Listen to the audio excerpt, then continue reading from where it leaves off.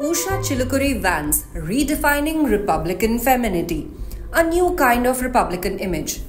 J.D. Vance, the newly nominated vice presidential candidate, may represent the new generation of the MAGA movement. But as it became clear when Usha Vance stepped gingerly into the spotlight to introduce her husband at the Republican National Convention in Wisconsin this week, his wife represents change of a different kind. This change is not just because she's a Yale-educated lawyer with 3 children or the daughter of 2 Indian immigrants. It's because she does not adhere to the very specific mold of femininity that has become the norm in the world of Trump. The traditional Trump woman, the women in Trump's closest orbit like his wife, daughters, the daughters-in-law share a distinctive look that has become a defining gender trope in his political reality show. This look involves a lot of hair, often styled in glossy, carefully controlled waves.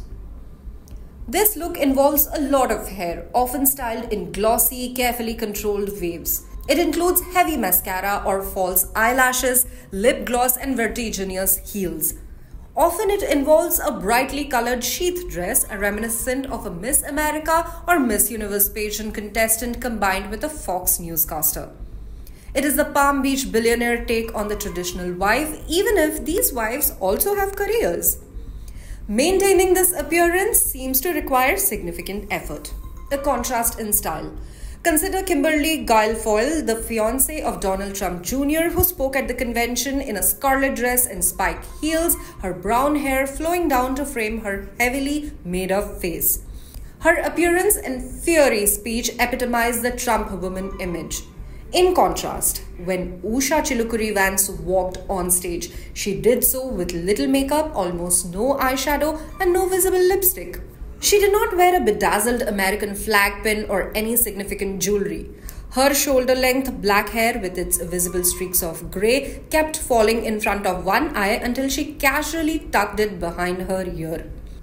Her sapphire blue dress, elegant yet not identifiably designer, had origami-like folds at the neckline that squared one shoulder and left the other bare. Her sandals had heels, but they were square and of medium height. The overall effect was appropriate and no-nonsense, suggesting someone more concerned with practicality than catering to the male gaze. Authenticity over aesthetic.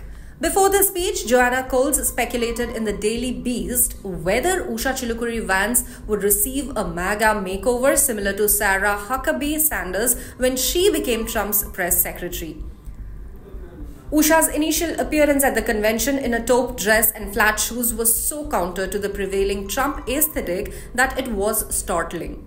The rare photos of her suggest someone who is not particularly interested in using her clothes to attract attention, but rather to get through the day effectively.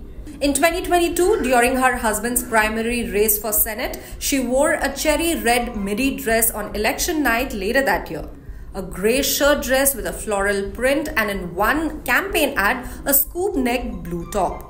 In all cases, she appeared unconcerned with fashion and similarly unfussed about politics. As Usha stepped into her role as a potential second lady, she maintained her authentic self. She did not adopt big pearls in her ears or false eyelashes. She arrived as herself, which in a campaign that prizes the visual message and is trying to position itself as a broader tent is a statement in itself. This authenticity, combined with her husband's political journey, marked a notable change. When JD joined her on stage, they shared a long extended hug, symbolizing their personal and political partnership. In each case, Usha Vance's presence and presentation offer a departure from the established norms of the Trump female iconography, suggesting a potential shift in the visual messaging of the Republican image.